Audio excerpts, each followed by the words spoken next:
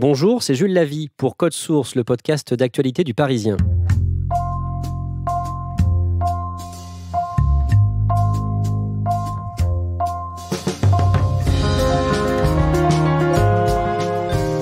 Elle est devenue une icône du combat contre la transphobie. Julia Boyer, une femme transgenre de 31 ans, a dénoncé l'agression dont elle a été victime fin mars à Paris, place de la République.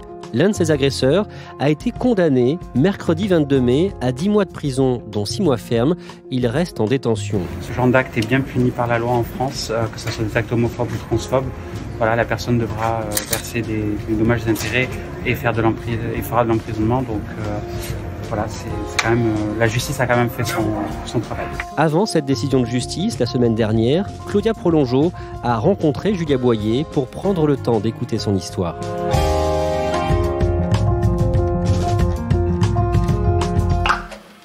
Forcément, j'ai fait mes épilations laser, il me reste un peu de poils, donc si mon fond de teint s'en va, après on voit que j'ai de la barbe. C'est hors de question.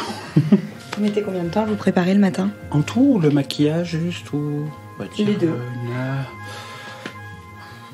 Une heure et demie à peu près quand même. Quand j'ai commencé à me maquiller, forcément, vu qu'avant j'étais un homme, j'avais pas vraiment l'habitude.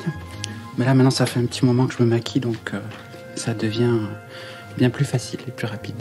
Mon rouge à lèvres, je vais mettre ça. Moi, je suis très grande, 1m90. En plus, j'aime porter des talons. Je le fais pas tout le temps, mais je fais 2 mètres quand je porte des talons. Je suis très fine aussi, mais ça, j'ai toujours eu ce physique. À part quand j'étais en garçon, que je faisais un petit peu de la musculation. Bon, j'ai des épaules un peu larges, mais forcément, ça, c'est dû à ma carrure. Une blonde aux yeux bleus. Moi, je me trouve belle, en tout cas. Le maquillage, c'est quelque chose que j'adore, très très important pour moi. Forcément, ça me permet aussi d'exprimer ma féminité à travers le maquillage. Ça fait longtemps que vous maquillez? Ça fait... quand j'ai commencé à me travestir il y a 3 ans, en fait, j'ai appris en regardant des tutos sur YouTube, en fait. À un moment donné, je me suis lâché. Il y a pas mal de rouges à lèvres différents. Pas mal de palettes aussi, de fard à paupières, des poudres, des crayons, fond de teint, la totale. Mais c'est un budget. Et au début, je pensais pas que ça coûtait, c'est ce que je vous disais tout à l'heure, quand je vous disais ça coûte cher d'être une femme, je m'en rends compte. C'est marrant parce que pour le coup, j'avais le sentiment que c'était évident pour vous, tous ces termes-là, mais en fait, vous aussi, vous avez une éducation à faire là-dessus. Dans le passé, je disais transsexuel. Alors que le terme adéquat est transgenre. Transsexuel, c'est lié en fait à la sexualité, et transgenre, c'est le genre. Donc se sentir dans le genre différent. Les genres et la sexualité sont 2 choses bien distinctes. Je vous laisse allumer votre cigarette si vous voulez. Faut que j'arrête. Il faut que j'arrête surtout parce que hier j'avais rendez-vous avec le chirurgien esthétique, et pour faire l'opération, en fait, l'augmentation mammaire avec la cigarette, c'est très compliqué.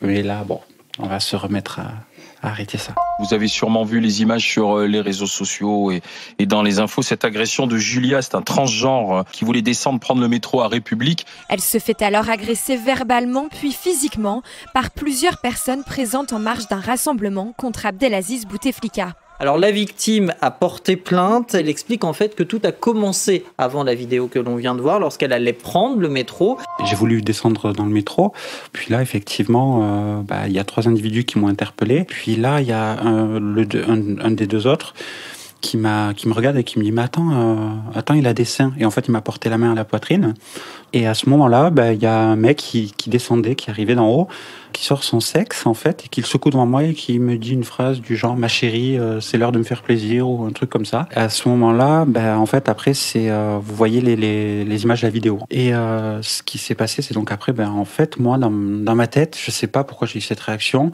que j'ai dit non, c'est pas possible, je peux pas laisser ça. Donc c'est pour ça que je retourne vers le mec qui m'a mis une gifle en fait. Moi je vais le voir et je lui dis j'ai pas peur de toi, t'es un petit con, voilà. Heureusement les agents de la RATP sont intervenus. Là c'est vrai que psychologiquement ça m'a quand même fait beaucoup de tort, ça m'a quand même pas mal détruit.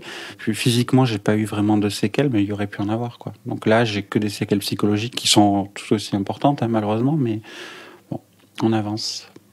J'ai vu que ça faisait déjà 2 ans que vous vous habillez en femme chez vous, mais qu'en revanche, ça faisait que 40 jours que vous habillez en femme à l'extérieur. Donc c'est la première agression dont vous avez été victime. Avant ça, j'avais déjà eu des insultes.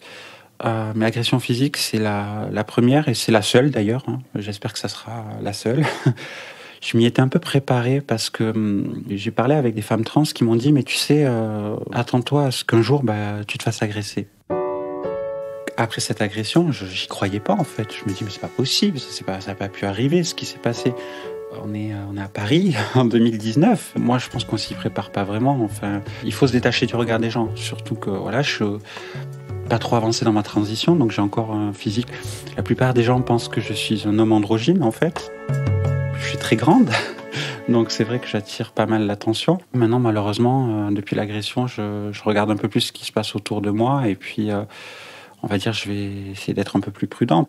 Comme beaucoup de femmes d'ailleurs, j'ai beaucoup de copines qui m'avaient dit tu vas voir la réaction des hommes quand on est une femme, comment les hommes se comportent et c'est impressionnant quand on découvre ça. Oui, ça c'est le côté pas sympa que vous réalisiez peut-être pas avant.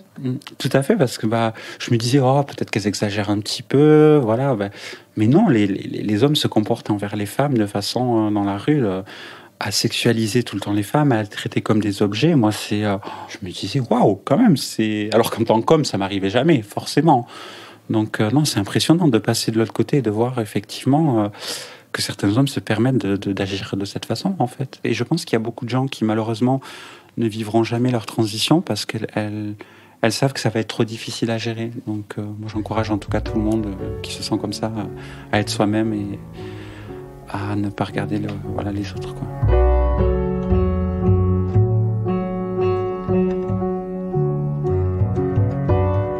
On considère qu'il y a à peu près 15 000 personnes transgenres en France. Donc c'est pour ça aussi peut-être que c'est pas assez connu, on n'en parle pas assez. Moi je vois, il y a beaucoup de gens qui comprennent pas qu'en fait on se sente pas dans le corps, dans le bon corps. J'ai contacté l'IS, c'est le délégué de communication de Île-de-France de l'association Stop Homophobie. Il m'a dit qu'effectivement, il y avait beaucoup de médias qui l'avaient contacté pour avoir mes coordonnées. Moi, j'étais un petit peu hésitante, en fait, parce que je me suis dit, waouh, si tu te médiatises par rapport à ça, tu vas peut-être te mettre en danger. Mais à un moment donné, j'ai réfléchi, je me suis dit, non, là, c'est une opportunité. C'est une opportunité de faire bouger les choses. On en parle. Je l'ai pas fait pour moi, je l'ai fait aussi pour que les gens comprennent que c'est immonde, en fait. C'est immonde, ce genre d'agression, et que ça arrive régulièrement. Et beaucoup trop souvent. On considère, les chiffres actuels, on considère que toutes les 33 heures, il y a une agression homophobe en France en ce moment. Bonjour, je m'appelle Julia et je vais vous parler de mon agression qui s'est déroulée dimanche, place de la République. D'abord, moi je voudrais vous dire que vous êtes très courageuse parce que je crois qu'en parlant de cette agression odieuse que vous avez vécue, vous envoyez aussi un message à d'autres personnes qui peuvent vivre des agressions similaires. En portant ce message, vous leur dites qu'elles ne sont pas seules et nous, on leur dit avec vous. Ce sont des agents de la sécurité de la RATP qui ont mis fin à l'agression et on le voit sur les images, mais ils ne se sont pas très bien comportés avec vous par la suite. C'est-à-dire que l'humiliation un peu continue. Il y a une personne, effectivement, alors je les remercie énormément déjà, parce qu'effectivement ils m'ont sorti d'une situation quand même qui était très délicate, mais effectivement il y a quand même un malaise et les gens ne savent pas comment forcément réagir avec les personnes comme moi, parce qu'effectivement on m'a appelé monsieur, je vais prendre votre identité, monsieur, faut pas vous habiller comme ça, monsieur, il faut pas marcher dans la rue à cet endroit. Je sais que c'est un long combat, mais il faut se battre. Et voilà, donc j'ai décidé d'aller parler de tout ça pour... vous savez, si ça fait changer ne serait-ce que l'état d'esprit de 10 personnes, c'est déjà une victoire, en fait, de se dire que s'il y a des gens qui se disent finalement, cette personne a été agressée, mais finalement, elle envoie un message de tolérance. Donc, c'est une personne comme une autre, et finalement, voilà, si elle se considère comme une femme, pourquoi pas ?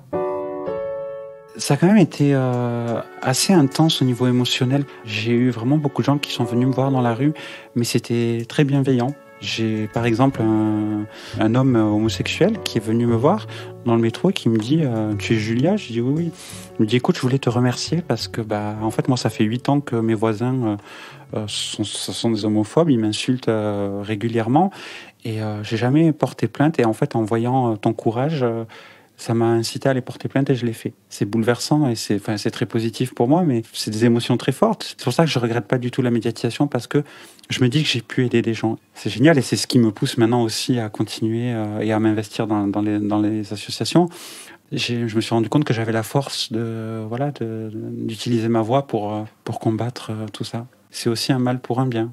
Oui, en fait, cette agression, elle marque le début de votre vie militante. Oui, c'est tout à fait ça.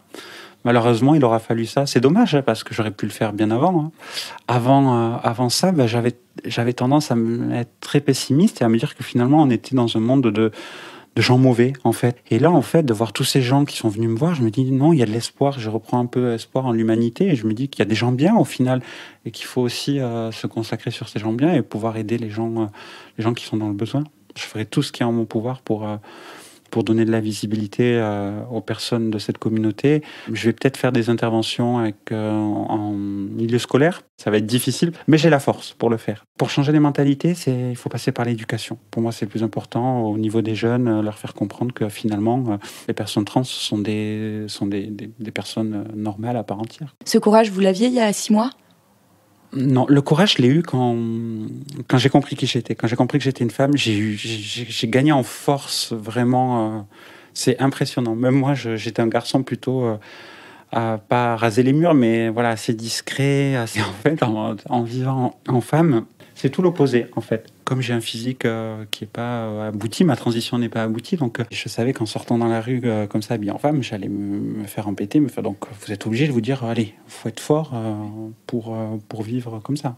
C'est quoi le problème de la représentativité des personnes transgenres aujourd'hui en France ? Les gens associent les femmes, surtout les femmes trans, à la prostitution. Dans notre société, trouver un emploi quand on est trans, c'est très, très, très compliqué. Et beaucoup, donc, malheureusement, finissent dans la prostitution. Et il y a beaucoup de gens qui associent, malheureusement, encore toujours les trans à la prostitution. Ça, il faudrait que ça change aussi un peu, parce que c'est pas parce qu'on est une femme trans qu'on est prostituée. Pour beaucoup de gens, certaines femmes trans, malheureusement, ne seront jamais considérées comme des vraies femmes. Et il y a beaucoup de gens qui, malheureusement, vont continuer à vous voir comme un homme, en fait. Donc, malgré... vous auriez beau être la plus belle des femmes, si vous dites que vous êtes trans, c'est un homme. Donc, ouais.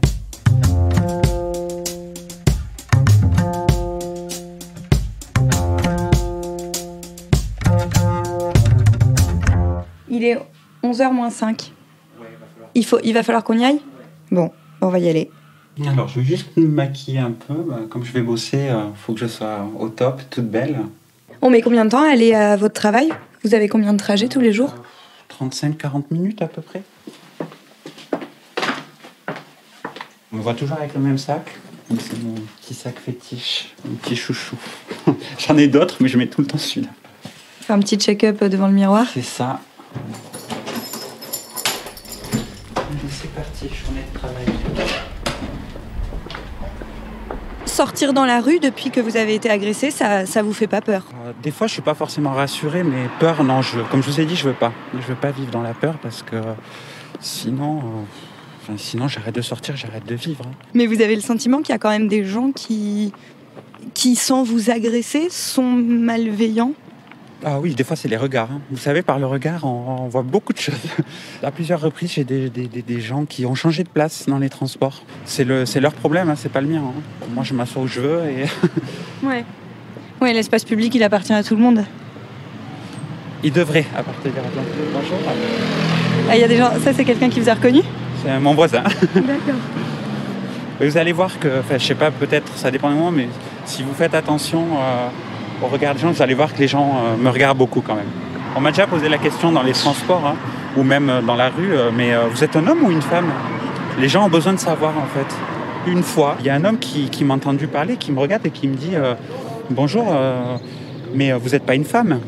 Je le regarde, je dis « Si, je suis une femme. » Il me dit « Ben non, vous avez une voix d'homme. » Je dis « Oui, c'est parce que je suis une femme trans. » Ça l'a pas particulièrement gêné, du coup ? Non, mais... Oui, mais il aurait pu s'abstenir de poser la question. Oui, pourquoi il a besoin de savoir ? On ne peut pas se permettre d'intervenir comme ça dans la vie des gens et leur poser des questions aussi intimes. Voilà. Après, bon, c'était pas non plus... Il était pas agressif, cet homme-là. Et comment on s'habitue au regard ? On essaye de pas y faire attention et puis je sais pas si on s'y habitue vraiment, en fait. Après, c'est délicat, vous savez pas pourquoi les gens vous regardent, en fait. Il y a des hommes, ils peuvent me regarder parce qu'ils me trouvent belle, d'autres parce qu'ils m'ont vu à la télé. Voilà, donc je peux pas savoir aussi pourquoi les gens me regardent. Ça vous fait du bien, vous, de parler ? Ouais, ça me fait du bien, surtout qu'en fait, il y a beaucoup de personnes trans qui sont venues me voir, en fait, et qui m'ont dit, tu sais, en fait, malgré toi, en fait, tu deviens notre icône, en fait, et notre porte-parole. Ce rôle-là, on me l'a plus ou moins assigné de façon involontaire, mais ça me va très bien. Donc. Il n'y a pas des moments où c'est un peu lourd à porter, tout ça ? Pour l'instant, ça va. J'arrive à gérer plus ou moins. Le truc, c'est que j'ai très peu de temps pour moi, au final, depuis l'agression, parce que je travaille à côté, donc je suis en temps plein, en 35 heures. Et c'est beaucoup d'investissement de ma part. Donc voilà, travail plus interview plus reportage. Du coup, je me repose pas vraiment. Ça s'est passé comment l'arrivée à Paris ? J'ai très peu d'amis, honnêtement. J'ai beaucoup d'amis très très proches à Toulouse. Depuis que je suis arrivé ici, j'ai vraiment créé une coupure avec ma vie à Toulouse. Je voulais vraiment changer de vie. Je suis resté assez isolé pendant pas mal de temps parce que justement, je pense que je me sentais pas très bien dans ma peau aussi. Mais voilà, maintenant c'est fini. Je m'isole plus et je m'entoure de... Voilà, j'ai fait des belles rencontres dans le milieu associatif, donc je m'entoure de belles personnes et au maximum, des gens qui me veulent du bien et les autres, je les calcule plus. Vous avez vraiment rencontré des amis en intégrant ce milieu LGBT dans lequel vous n'étiez pas du tout ? C'est ça, et je pense que ça me fait beaucoup de bien aussi. Parce que cet isolement en fait, que j'ai vécu par moi-même, c'est moi qui l'ai voulu, finalement il commence à me peser. Donc je vous dis, c'est vraiment cette agression, c'est un mal pour un bien. Ça m'a vraiment apporté de belles choses aussi derrière.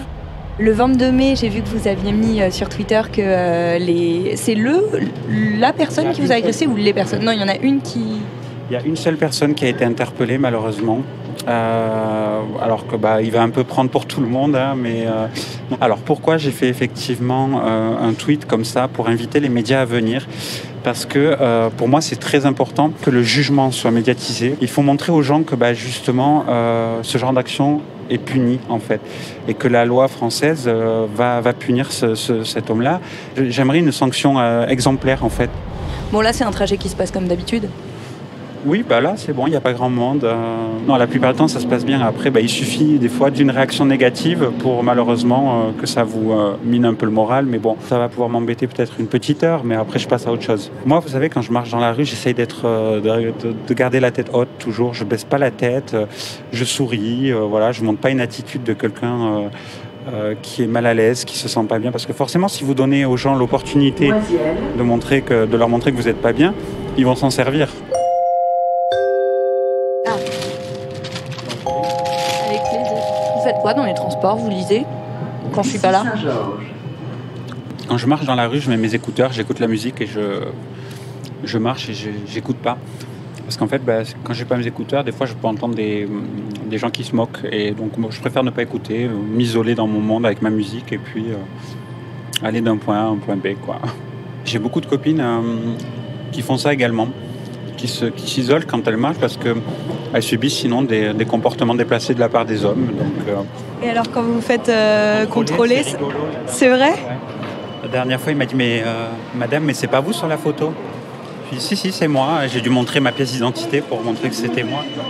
Quand vous vous baladez dans la rue, vous avez quand même plus de réactions positives ou de réactions négatives de la part des gens qui vous parlent ? Il y a beaucoup plus de réactions positives, vraiment. Ça, c'est plus dû à la médiatisation. Claudia, tu as donc tourné ce reportage il y a quelques jours. Comment est-ce que Julia Boyer a réagi à cette condamnation ? Julia était assez contente en sortant du tribunal. Elle a noté que la justice a puni une agression transphobe, que nous avançons et cela montre bien qu'en France, les LGBT-phobies sont punies par la loi.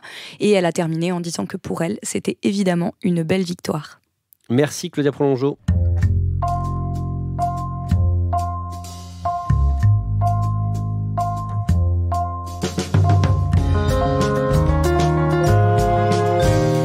Code Source est le podcast d'actualité du Parisien. Production et montage Jeanne Boézek, réalisation et mixage Benoît Laure et Alexandre Ferreira. N'hésitez pas à vous abonner gratuitement sur votre application de podcast préférée ou Spotify et Deezer, et vous pouvez nous écrire codesource@leparisien.fr.